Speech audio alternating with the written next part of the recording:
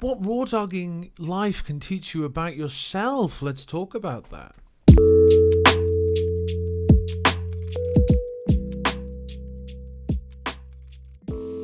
Hello, I'm Will from Thunderhawk Coaching. Today we're going to talk about the idea of raw dogging life and what they can teach you about yourself. So, glossary of terms here to begin with. Raw dogging life, I mean, not being on your phone, putting that down, not engaging with technology, and just being in the world, okay? A weird thing to do in our modern tech-obsessed climate. I ain't perfect. I sometimes have my phone too, and I'm gawking at my phone instead of being as present as I'd like to.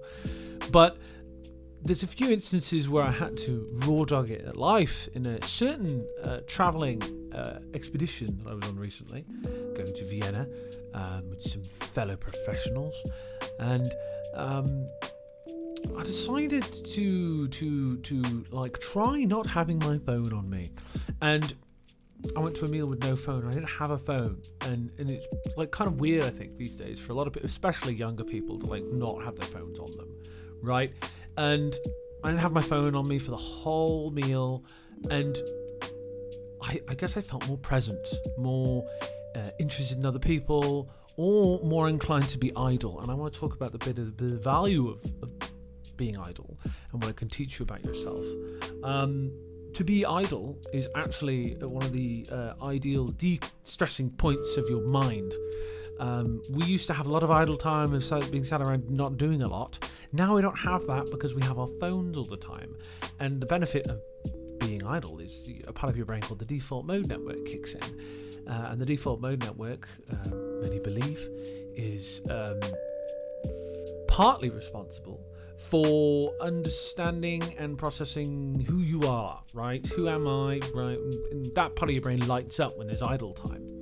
A lot of people believe that your brain processes emotions in idle time as well. So that's why kind of having the phones around can be a real hindrance to that process. It's why some people argue that emotional processing abilities have gone down. Coping mechanisms emotionally have gone down with younger generations, but also older generations, because there are actually a lot of older people that use a lot of technology. There are a lot of boomers that love their AI slop, I tell you now. And that reduces your ability to emotionally regulate, because you don't get to really digest what's in front of you. You don't get to sit with the information and build a relationship with it. And I'll compare this to like being in a fandom or being a fan of a band or a show, right? When you watch a show and you like sit with the long arc of the characters in the show, like a show I've been watching recently that finished, was Amazing Digital Circus. Really cool show about some people in some like digital place. Their brains have been scanned in. I'm not going to spoil it for you if you haven't seen it. But that series took about 3 years to finish, right? And there was a lot of fandom around it, and people got attached to the characters like Pomni and Jax and Zubul and Kane and all these characters in their relationships, right? When that happened over a period of time, we kind of build familiarity with these ideas, these concepts, these characters, these arcs, and we feel closer to them, right? And that comes in like talking about it with your friends, but also just kind of like making connections idly in your brain and having time with it, right? This kind of happens when you're raw dogging life and not using your phone at all, when you're just like hanging out with people and you can really be present with people in relationships. And I guess something I feel the phone gets in the way of for a lot of us is being honest and open about our emotions. I think in a lot of cultures, like that's not okay. To be authentic about your emotions, and the phone kind of numbs it for us a lot in the moment, right? So if we have more experience, and this may not feel possible for everyone, but having more experience of being more open about how you genuinely feel in the moment can really help and alexithymia is a thing. Alexithymia is color blindness of emotions, where if you numb them so much because of your phone or other technology usage, you will struggle to identify them with much detail, and you will struggle even more typically as a man, but it's happened a lot more with women recently,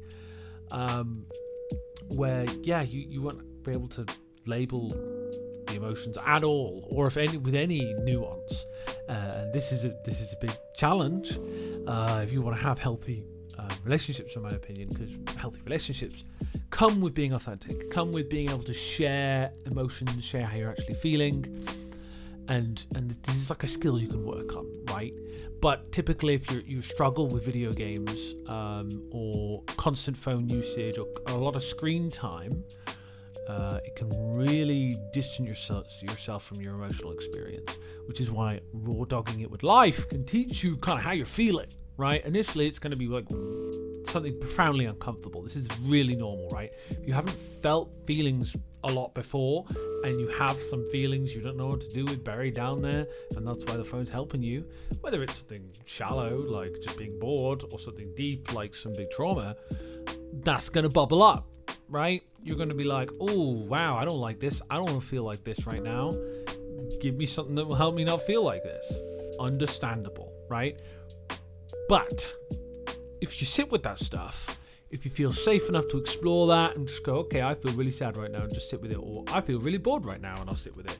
And sometimes really cool stuff comes out of being bored, right? A lot of creativity happens in the boredom.